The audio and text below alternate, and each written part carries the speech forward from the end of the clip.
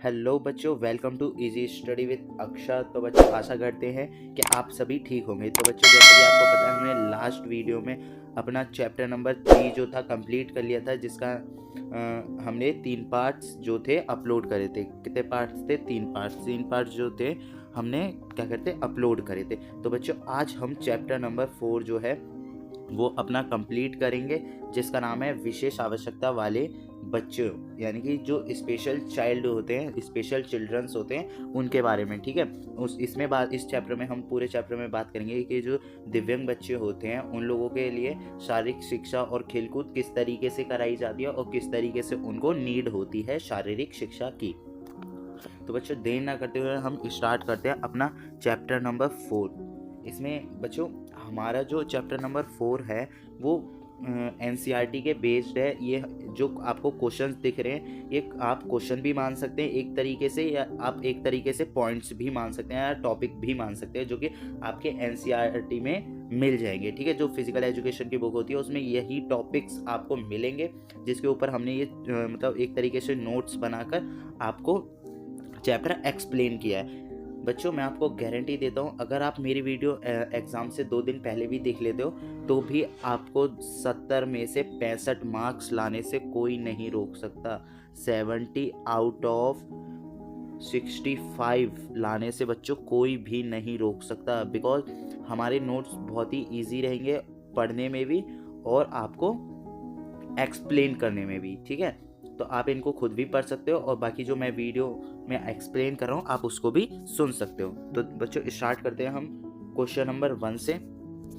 Question number 1 में क्या होता है देखते हैं। तो क्वेश्चन नंबर 1 में स्टार्ट करते हैं। अक्षमता दिव्यांगता, यानी कि अक्षमता जो शब्द है ना, आप आगे पढ़ेंगे इसका मीनिंग क्या होता है कि किसी चीज़ में अक्षम होना, यानी कि क्षमता नहीं होना। अक्षमता को ही हम दिव्यांगता ही कहते हैं, अक्षमता को हम दिव्यांगता भी बोलते हैं। ठीक है, इस क्वेश्चन में पूछा गया अक्षमता दिव्यांगता तथा विकार। विकार मतलब होता है, मैं पहले ही बता दे रहा हूँ आपको कि इन सब के मतलब क्या होता है। अक्षमता का मतलब होता है दिव्यांगता, ठीक है, और विकार का मतलब होता है डिसऑर्डर। विकार का मतलब होता है डिसऑर्डर। ठीक है, आगे देखते हैं क्या कहता है। अक्षमता यानी कि दिव्यांगता तथा विकार की अवधारणा का वर्णन कीजिए। इस क्वेश्चन में बताना है हमें इन सभी के कॉन्सेप्ट्स। ठीक है, विकार का अवधारणा यानी कि विकार का कॉन्सेप्ट, डिसऑर्डर का कॉन्सेप्ट, अक्षमता यानी कि डिसेबिलिटी का कॉन्सेप्ट। ठीक है, तो देखते हैं बच्चों, जिस तरीके से क्वेश्चन लिखा है आपको उसी तरीके से क्वेश्चन अपने एग्जाम में लिखना है। ठीक है, देखते हैं। अक्षमता जिसे विकलांगता या दिव्यांगता भी कहते हैं, यानी कि इसको विकलांगता भी कहते हैं। शरीर, मानसिक, बौद्धिक या संवेदी क्षमता में कमी है जो किसी व्यक्ति को दैनिक कार्य को करने, काम करने या सामाजिक गतिविधि में भाग लेने से रोकती है। यानी कि अक्षमता क्या होती है, जब शारीरिक, मानसिक या बौद्धिक रूप से अगर हम किसी चीज़ में क्षमता नहीं रखते, एबिलिटी नहीं रखते किसी भी काम को करने के लिए, तो वही हमारी अक्षमता होती है। ठीक है, अक्षमता का सीधा अर्थ है कोई भी कार्य ना कर पाना, वह हमारी अक्षमता होती है। अक्षमता के 3 प्रकार होते हैं। एग्जाम में क्वेश्चन आता है अक्षमता के कितने प्रकार होते हैं, तो अक्षमता के 3 प्रकार होते हैं। पहला होता है शारीरिक अथवा मानसिक अक्षमता। शारीरिक और मानसिक अक्षमता को एक्सप्लेन करते हैं। इसका अर्थ मानसिक गतिविधियों अथवा शारीरिक गतिविधियों की अक्षमता से है। यानी कि इसका मतलब क्या है, अगर आप शारीरिक गतिविधि या मानसिक गतिविधि नहीं कर पाते तो वो आपकी अक्षमता है। ठीक है, उदाहरण के लिए दृष्टिहीनता, याद ना रहना, ठीक है, अथवा किसी अंग का ना होना या उसकी क्षति होना। इसका मतलब क्या है, दृष्टिहीनता, यानी कि दृष्टिहीन है, हम कुछ देख नहीं सकते। ठीक है, तो वो क्या होता है दृष्टिहीन, तो वो भी हमारा अक्षमता में होता है। याद ना रहना, यानी कि कुछ चीज़ याद ना रहना, तो वो क्या है मानसिक अक्षमता। दृष्टिहीनता क्या है, शारीरिक अक्षमता। ठीक है, और क्या था हमारा, अंग नहीं है कोई भी, तो वो क्या है शारीरिक अक्षमता। ठीक है, आगे देखते हैं। सेकंड क्या है, सेकंड प्रकार है सीमित गतिविधि। सीमित गतिविधियां का तात्पर्य देखने, सुनने, चलने या बात करने में कठिनाई से है। यानी कि सीमित गतिविधि का मतलब क्या है, नॉर्मली या कॉमनली। देखो, कॉमनली जो सीमित गतिविधि का अर्थ है वो है देखना, यानी कि अगर कोई देख नहीं सकता, सुनना यानी कि सुन नहीं सकता, चलना यानी कि चल नहीं पा रहा, बात करना यानी कि वो अच्छे से बात नहीं कर पा रहा, इन सभी चीज़ों में कठिनाई आना ही आपका सीमित गतिविधि है। ठीक है, थर्ड है हमारा प्रतिबंधित भागीदारी अथवा समिति भागीदारी। आगे देखो इसकी, इसकी एक्सप्लेनेशन क्या है? इसका अर्थ है सामान्य दैनिक गतिविधियों में भागीदारी नहीं कर पाना, यानी कि प्रतिबंधित भागीदारी और सीमित भागीदारी में का अर्थ क्या है? दैनिक गतिविधि, यानी कि आप दिन भर में जो काम करते हो उसमें अपनी भागीदारी नहीं दे पाते तो वह आपकी अक्षमता है। ठीक है, निम्न परिभाषाओं के द्वारा हम अक्षमता की अवधारणा को और ढंग से समझ सकते हैं। यानी कि बहुत सारी चीज़ें हैं जिनकी बहुत सारी परिभाषाएं और चीज़ें जिनकी वजह से हम अक्षमता की अवधारणा को अच्छे से समझ सकते हैं, यानी कि अक्षमता के कॉन्सेप्ट को समझते हैं। ठीक है, तो अक्षमता का कॉन्सेप्ट हमारा कंप्लीट हुआ। आगे चलते हैं, हम देखते हैं विकार। बच्चों मैंने बताया था ऊपर कि विकार का मतलब होता है डिसऑर्डर। ठीक है, तो डिसऑर्डर का कॉन्सेप्ट पढ़ते हैं, यानी कि विकार का की अवधारणा पढ़ते हैं क्या होती है। ठीक है, विकार की अवधारणा है, विकार का अर्थ है वह स्थिति जो किसी व्यक्ति के स्वास्थ्य को बिगाड़ती है। विकार का मतलब क्या है? सीधा सा मतलब है वह स्थिति, यानी कि वो स्थिति जो किसी के स्वास्थ्य को बिगाड़ती है। ठीक है, फॉर एग्जाम्पल आपका एक बिजनेस है, ठीक है, उसमें बहुत ज़्यादा लॉस हो गया। ठीक है, क्या हो गया? लॉस हो गया उसमें बहुत ज़्यादा, तो वही टेंशन आपके स्वास्थ्य को बिगाड़ देगी, यानी कि आपको क्या हो जाएगा? एक तरीके से छोटा सा डिप्रेशन हो जाएगा, तो वही क्या होगा? आपका डिसऑर्डर बन जाएगा। ठीक है, सिंपल सा मतलब है उसके शारीरिक और मानसिक प्रदर्शन में बाधा डलती है, यानी कि जिसको विकार हो जाता है, डिसऑर्डर हो जाता है, स्वास्थ्य में गड़बड़ी हो जाती है, तो उसमें क्या होता है? उसके शारीरिक और मानसिक रूप से जो बाधाएं हैं वो आने चालू हो जाती है। ठीक है, उसकी कार्य क्षमता को कम करती है, यानी कि उसकी जो पहले कार्य क्षमता थी वो नहीं रह पाती। यह शारीरिक यह शारीरिक और मानसिक समस्या के कारण हो सकता है। देखो बच्चों, जो डिसऑर्डर है वो शारीरिक और मानसिक समस्या के दौरान भी हो सकता है। एग्जाम्पल लिया था हमने कि आपका बिजनेस है, लॉस हो गया, तो लॉस हो गया, आपको जो लॉस होगा वो सीधा माइंड पे इफेक्ट करेगा, तो आपको हो सकता है डिप्रेशन होता है। तो डिप्रेशन क्या करेगा? आपकी एक तो कार्य क्षमता को खराब कर देगा, ठीक है, आपका स्वास्थ्य भी खराब होगा, आप टेंशन की वजह से और कुछ कार्य सोचने में या करने में अक्षम नहीं रह पाओगे। वही होता है हमारा विकार, यानी कि डिसऑर्डर। आगे चलते हैं फटाफट। विकार के कारण क्या क्या होते हैं? देखो बच्चों, एग्जाम में मोस्टली पूछा जाता है विकार के कारण या विकार की अवधारणा या अक्षमता के कारण, अक्षमता की अवधारणा। तो देखते हैं पहला कारण क्या है? अनुवांशिक कारण। परिवार का कोई भी सदस्य यदि किसी भी प्रकार के मनोरोग से पीड़ित रहा हो तो उस परिवार में पैदा होने वाली भावी संतानों को विकार होने का खतरा दोगुना हो जाता है। यानी कि अनुवांशिक कारण का मतलब क्या है? यदि अगर किसी के परिवार में कोई भी सदस्य विकार से या हम कह सकते हैं डिसेबिलिटी से गुजरा हो, ठीक है, तो उसके आने वाले वंशज, यानी कि जब हम कहते हैं ना पीढ़ी दर पीढ़ी चलती रहती है, अगर जैसे हमें कोई ऑर्डर है तो डिसऑर्डर है, तो हमारा जो आने वाला जो बच्चा होगा या पीढ़ी होगी तो उसमें भी डिसऑर्डर की कमियां देखी जाएंगी। ठीक है, आगे देखते हैं। हाँ तो बच्चों नेक्स्ट देखते हैं, हमारा अनुवांशिक कारण जो है वो हो गया। आगे देखते हैं सेकंड कारण क्या है, सॉरी जस्ट 2 मिनट। हाँ तो देखते हैं सेकंड कारण क्या है, शारीरिक गठन। दुबले पतले शारीरिक गठन वाले व्यक्ति में विखंडित मानसिक तनाव व्यक्तित्व रोग होने की संभावना अधिक पाई जाती है। यानी कि जो दुबले पतले लोग होते हैं, जैसे आप अपने आसपास देखते हैं कुछ बहुत ही ज़्यादा कमज़ोर लोग होते हैं जिनको कुपोषित में भी कंसिडर कर सकते हैं, ठीक है, तो वो लोग क्या होते हैं, ज़्यादातर शारीरिक या मानसिक रूप से तनावित रहते हैं, ठीक है, और उनके अंदर व्यक्तिगत रोग पाने का 100% चांस रहता है कि उनको कोई ना कोई रोग जल्दी होगा, ठीक है, या तो शारीरिक या मानसिक। ठीक है, नेक्स्ट थर्ड देखते हैं, शारीरिक परिवर्तन। किशोर अवस्था, युवा अवस्था, वृद्धावस्था, गर्भावस्था जैसी शारीरिक परिवर्तन कई प्रकार के मनोरोग का कारण बनते हैं। यानी कि जो ये सारी अवस्था होती है ना, किशोर अवस्था, युवा अवस्था जिसको हम टीन एज भी बोलते हैं, वृद्ध अवस्था ओल्ड एज बोलते हैं, ठीक है, गर्भावस्था प्रेगनेंसी एज बोलते हैं जिसको, ठीक है, गर्भावस्था, ये सब क्या है, जब ये सभी शारीरिक परिवर्तन होते हैं ना तो इन सभी में ना मनोरोग ना कारण बन सकते हैं। ठीक है, इनके अंदर कोई ना कोई बीमारी या फिर कुछ ना कुछ चीज़ ऐसी आ सकती है जिनको डिसऑर्डर भी हो सकता है, ठीक है, डिसेबिलिटी भी हो सकती है।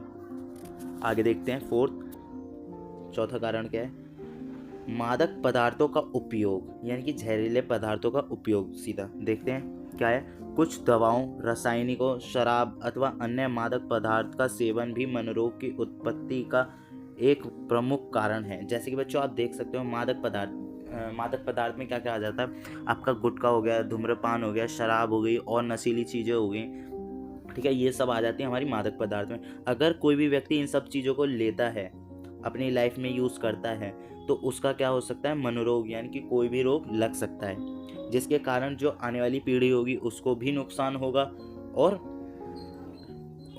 उनके अंदर भी डिसऑर्डर पाया जा सकता है, ठीक है।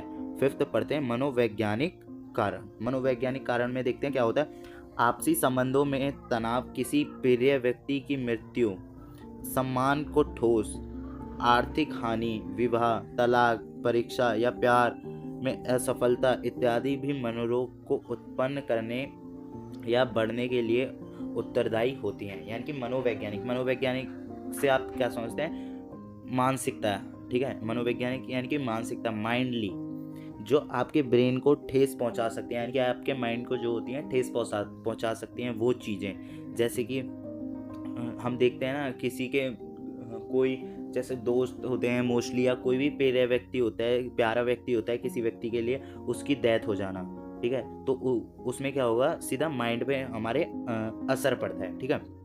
सम्मान को ठोस पहुंचना, यानी कि अगर हमारा जब सम्मान को ठोस पहुंचती है तब भी हमें मनोरोग की उत्पत्ति दिखाई देती है, हमें माइंड में ठेस पहुंचती है, कि हानि, विवाह, ठीक है, आर्थिक यानी कि फाइनेंशियल कंडीशन में भी हो सकता है। तो जो मनोरोग है वो किसी भी टेंशन में या डिप्रेशन में हो सकता है, ठीक है।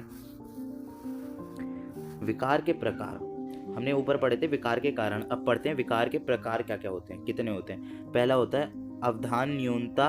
बच्चों ध्यान से याद रखना है इन नामों को, क्योंकि ये एग्जाम में कई बार आते हैं। अवधान न्यूनता अतिक्रिया विकार, अवधान न्यूनता अतिक्रिया विकार, यानी कि इनको ADHD भी, तो बच्चों इसको हम क्या बोलते हैं, ADHD भी बोलते हैं, इंग्लिश में ADHD, ठीक है।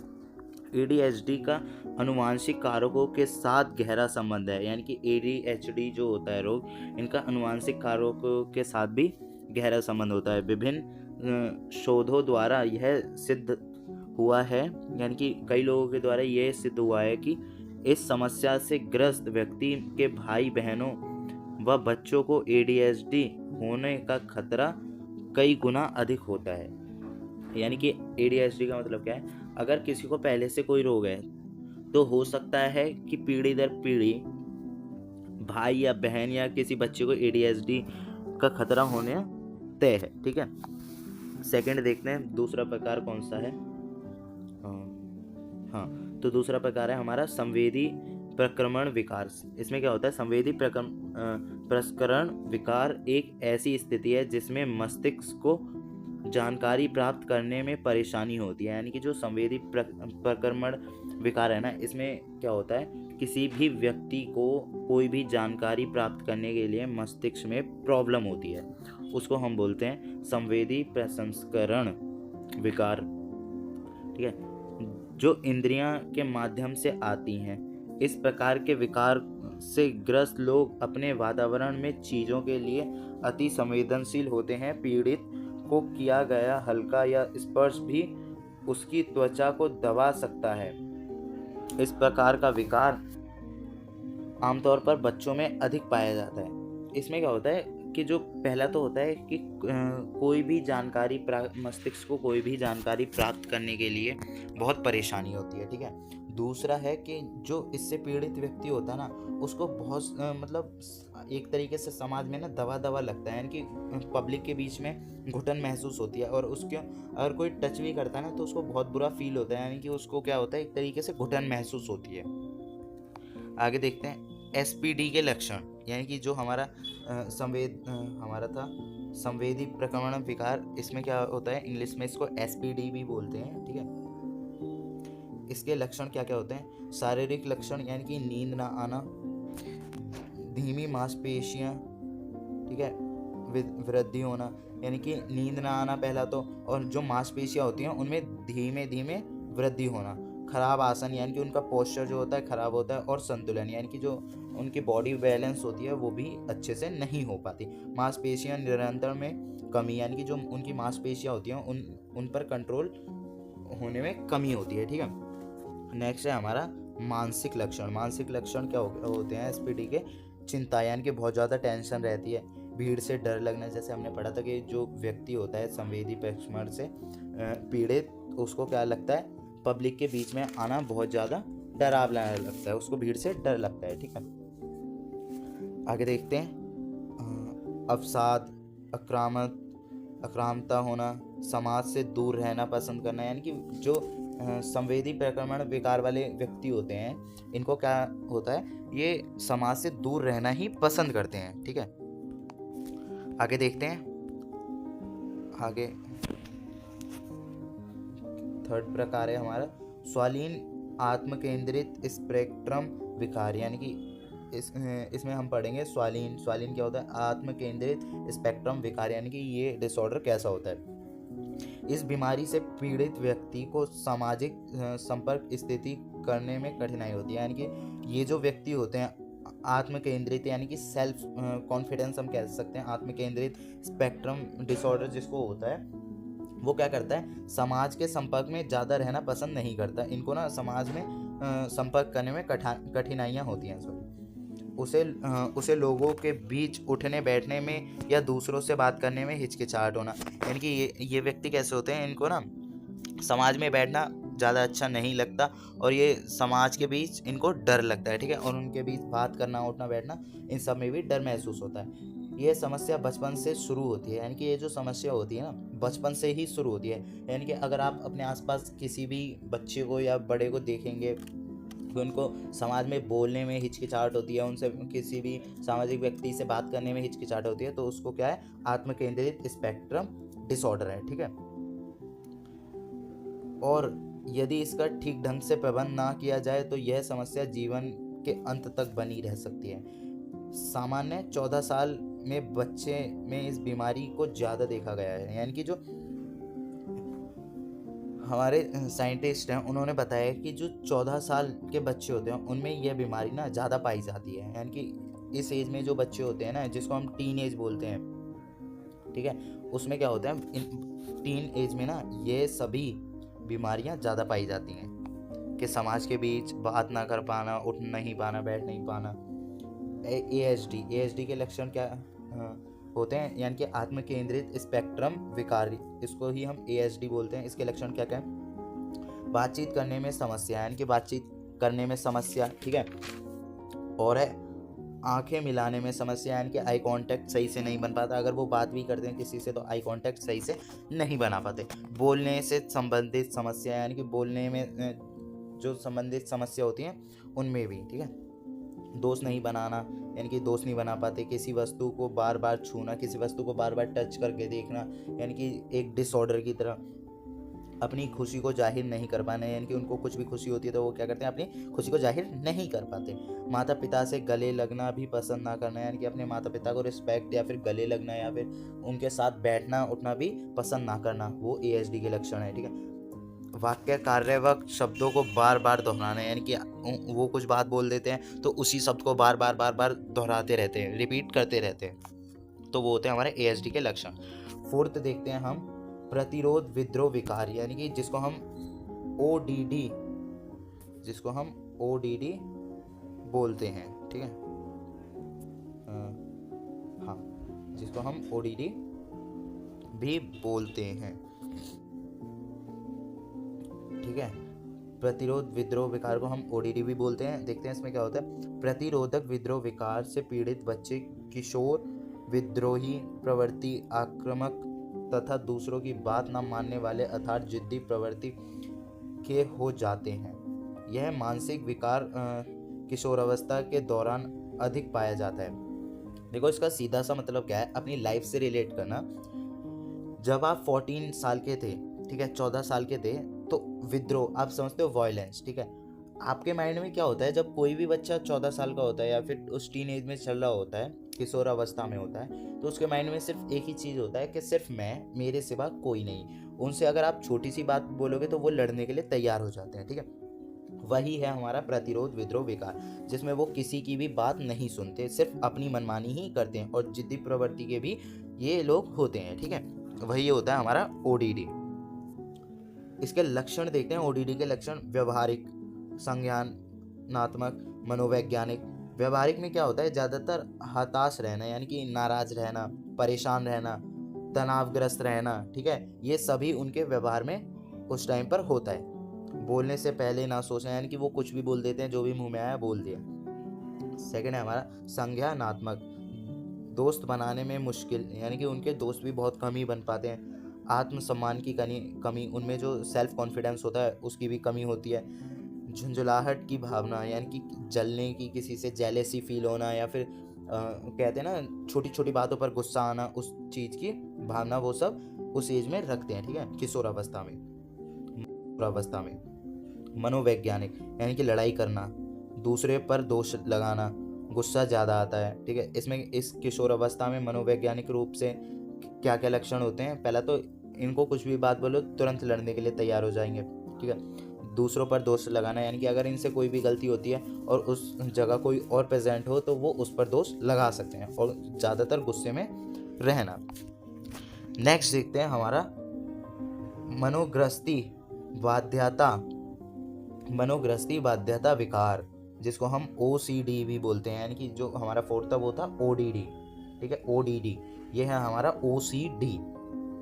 चिंता एवं वहम संबंधी विकार है। इसमें क्या होता है कि व्यक्ति को पहला तो चिंता रहती है, दूसरा वहम, यानी कि किसी पे शक करना या वहम में जीना, ठीक है, इस संबंध से इनको ये विकार होता है। इस समस्या से ग्रस्त व्यक्ति के दिमाग में गैर जरूरी विचार व आदतें कुछ इस तरह बस जाती हैं कि वह व्यक्ति चाहकर भी किसी और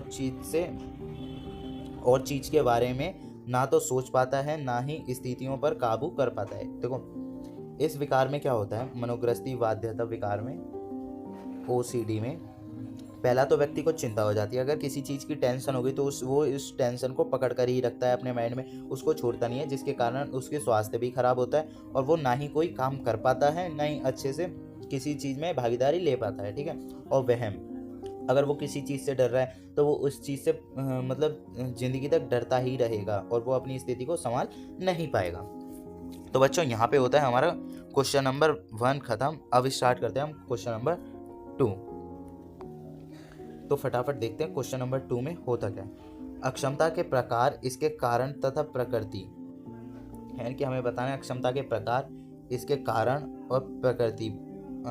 बौद्धिक अक्षमता, शारीरिक अक्षमता व का वर्णन करना है, ठीक है।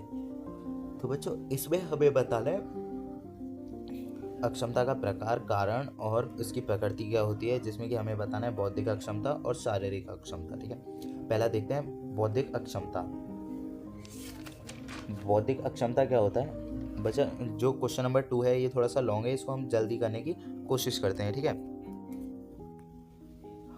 तो स्टार्ट करते हैं। बौद्धिक अक्षमता एक ऐसी स्थिति है जिसमें किसी व्यक्ति को संज्ञानात्मक कामकाज और कौशल में कुछ सीमाएं होती हैं, ठीक है, यानी कि कुछ ऐसी सीमाएं होती हैं, यानी कि संज्ञानात्मक कामकाज करने में या कौशल प्राप्त करने में ऐसी लिमिट होती हैं जिनको वो अच्छे से नहीं कर पाते, जैसे कि तर्क करना, सीखना, भाषा, सामाजिक व्यवहार और रोज़मर्रा के कार्य करने की क्षमता में कमी आना, ठीक है, वही हमारी बौद्धिक अक्षमता होती है। यानी कि अगर हम कोई भी काम कर पा रहे हैं, भाषा यानी कि बोल अच्छे मतलब लैंग्वेज को सही से नहीं प्रेजेंट कर पा रहे, सामाजिक व्यवहार नहीं चला पा रहे, तो वो हमारी बौद्धिक अक्षमता होती है, ठीक है।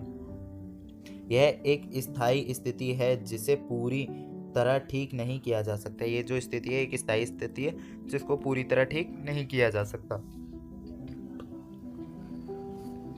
आगे देखते हैं बौद्धिक अक्षमता के कारण। इसके कारण क्या क्या होते हैं? ए, अनुवांशिक कारण, जैसे कि हमने सबसे ऊपर पढ़ा था ना, अनुवांशिक कारण के पीढ़ी दर पीढ़ी जो होता है हमारा डिसऑर्डर जो होता है वो चलता जाता है, अक्षमता जो होती है चलती जाती है, ठीक है, वही होती है हमारी अनुवांशिक कारण। यानी कि अगर किसी के माता पिता को कुछ डिसऑर्डर है या डिसेबिलिटी है तो उसके 99% चांस होते हैं कि आने वाली पीढ़ी के भी डिसऑर्डर हो सकता है या डिसेबिलिटी हो सकती है। ठीक है बच्चों, ये हमने ऊपर एक्सप्लेन करा था तो इसको स्किप करते हैं, मैंने शॉर्ट में बता दिया आपको। सेकंड पढ़ते हैं फटाफट। गर्भावस्था के दौरान समस्या। गर्भवती माँ द्वारा अल्कोहल या ड्रग्स का उपयोग भी बौद्धिक अक्षमता का कारण बनता है। वास्तव में शराब को बौद्धिक विकलांगता के लिए प्रमुख कारण के रूप में जाना जाता है। हालांकि हाल ही में हुई रिसर्च में यह बात सामने आई है कि धूम्रपान करना भी बौद्धिक अक्षमता का प्रमुख कारण है। अन्य कारणों में कुपोषण, पर्यावरण, विषायका पदार्थ और गर्भावस्था के दौरान माँ को हुई बीमारी जैसे थैलेमोलाइस्मोसिस, साइटोमेगालोर और सिफिलिस आदि शामिल है। देखो इसमें क्या बताया गया है, गर्भावस्था के दौरान कुछ समस्या आती हैं डिसऑर्डर या डिसेबिलिटी में। जो माँ होती है, गर्भवती माँ होती है, उसको अल्कोहल का इस्तेमाल नहीं करना चाहिए। यानी कि मोस्टली जो फीमेल्स होते हैं उनको तो ड्रग्स या फिर अल्कोहल का उपयोग करना ही नहीं चाहिए। फीमेल्स क्या, मेल्स को भी नहीं करना चाहिए। ठीक है, इससे क्या होती है, बौद्धिक अक्षमता आती है। रिसर्च के दौरान पता लगाया गया है कि जो अल्कोहल होता है या फिर धूम्रपान होता है, ये क्या होता है, बौद्धिक अक्षमता को बढ़ावा देता है। ठीक है, आगे देखते हैं। थर्ड है हमारा जन्म के समय समस्या। वक्त में पहले डिलीवरी, यानी कि वक्त से पहले होगा बच्चों, वक्त से पहले डिलीवरी, यानी कि 9 महीने जो होता है वो मिनिमम टाइम होता है। ठीक है, किसी भी प्रेगनेंसी पीरियड जो होता है 9 महीने होता है। ठीक है, उससे पहले डिलीवरी होना तो वो बौद्धिक अक्षमता का कारण है। ठीक है, जन्म के समय नवजात का कम वजन या जन्म प्रक्रिया के समय ऑक्सीजन की कमी जन्म से बौद्धिक अक्षमता का कारण हो सकती है। ठीक है, अगर कोई बच्चा जन्म से पहले जन्म के बाद उसका वजन जो होता है कम होता है, ठीक है, उसमें कमी होती है और प्रक्रिया ऑक्सीजन की कमी होती है, तो वो क्या होती है, बौद्धिक अक्षमता का कारण बन सकती है। फोर्थ देखते हैं डी हम, जन्म के बाद की समस्याएं। बचपन की बीमारियां जैसे कि काली खांसी, चिकन पॉक्स, खसरा और इबोबी रोग, जिसमें मोनीगांगेट्स और इंस्पेलाइटिस हो सकता है। देखो ये जो मैं नाम ले रहा हूँ ना, मोनीगांगेटिस और इंस्पेलाइटिस, ये सभी ना बीमारी हैं जो कि जन्म के बाद जो बच्चे होते हैं ना उनको होने के चांसेस रहते हैं अगर उनको वैक्सीनेशन या फिर इलाज ना मिले अच्छी तरीके से। ठीक है, सीसापारा या अन्य परिवर्तनीय विषाक्त पदार्थ से मस्तिष्क व तांत्रिक तंत्र को क्षति हो सकती है। यानी कि जो बच्चे होते हैं इनको क्या हो सकती है, इन बीमारियों से क्षति हो सकती है। लास्ट है हमारा गरीबी और सांस्कृतिक अभाव। यानी कि गरीबी में बढ़ते बच्चों में कुपोषण, बीमारियां, पर्यावरणीय खतरों के जोखिम अक्सर बौद्धिक विकलांगता का कारण होता है। यानी कि जो गरीबी होती है, पॉवर्टी होती है, उसमें पल रहे बच्चे जो होते हैं ना, आप मोस्टली देखोगे कि वो कुपोषण का शिकार होते हैं और उनको कई सारी बीमारियां भी होती हैं। तो आगे देखते हैं फटाफट।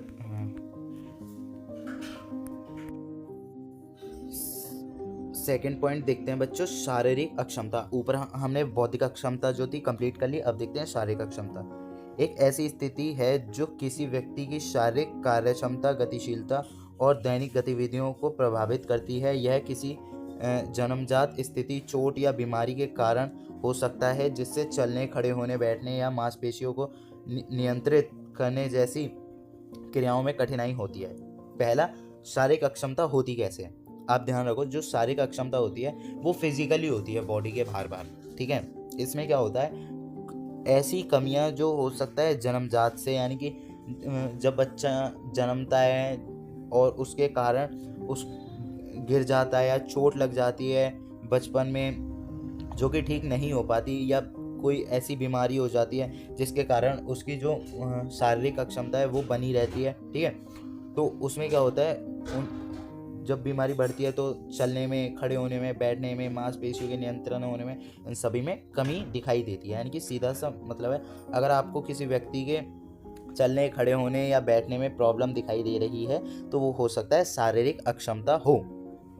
सेकंड पॉइंट है, शारीरिक अक्षमता की श्रेणी में वह सभी लोग होते हैं जो किसी न किसी प्रकार की शारीरिक अक्षमता से ग्रस्त हैं। यानी कि शारीरिक अक्षमता में वो सभी लोग आ जाते हैं जो कि किसी न किसी फिजिकल वर्क को करने में उनको प्रॉब्लम होती है। ठीक है, जैसे कुछ चीज़ें, रीढ़ की हड्डी की अक्षमता, यानी कि इस प्रकार की अक्षमता या तो जन्म से या किसी दुर्घटना के कारण, यानी कि जैसे रीढ़ की हड्डी की अक्षमता होती है, कोई झुक नहीं पा रहा है, जिसको डिस्क भी बोलते हैं, झुक नहीं पा रहा है या फिर झुका ही रह गया, वो सीधा नहीं हो सकता, तो वो क्या हो सकता है, या तो जन्म से हो सकती है या किसी दुर्घटना के कारण हो सकती है। बी है हमारा सिर की चोट। सिर की चोट से हम कह सकते हैं मानसिक तनाव भी बढ़ सकता है, या फिर मस्तिष्क में लगी किसी भी प्रकार की चोट के कारण मस्तिष्क विकलांग हो जाता है। यानी कि आपने जैसे देखा होगा, जिनको हम मेंटलिटी भी बोलते हैं या मेंटल पीपल बोलते हैं, ठीक है, जिसमें मेंटलिटी की प्रॉब्लम दिखाई देती है, तो वो या तो किसी सिर की चोट की वजह से होती है या फिर किसी दुर्घटना की वजह से भी हो जाती है। आगे देखते हैं हम सी, सुनने की अक्षमता। सुनने की यानी कि हो सकता है जन्म के बाद किसी दुर्घटना के कारण सुनने में प्रॉब्लम आ गई हो, ठीक है। या देखने में अक्षमता। देखने में अक्षमता भी हो सकता है या तो जन्म से हो या फिर किसी दुर्घटना के कारण हो। यानी कि देखने में अक्षमता, हम देख नहीं पा रहे हैं, उसमें देखने में प्रॉब्लम होना ही अक्षमता कहलाया जाता है। ठीक है, आगे देखते हैं क्या है, विभिन्न प्रकार के अक्षमताओं के कुछ समान कारण। यानी कि अलग अलग अक्षमता जो होती हैं उनके कुछ कारण हैं, वो देखते हैं फटाफट। शायद 2 ही कारण इसमें लिखे हुए हैं, तो फटाफट कंप्लीट करते हैं हम। क्वेश्चन नंबर 2, चिकित्सीय कुशलता का अभाव। इसमें क्या होता है हमारा, कई बार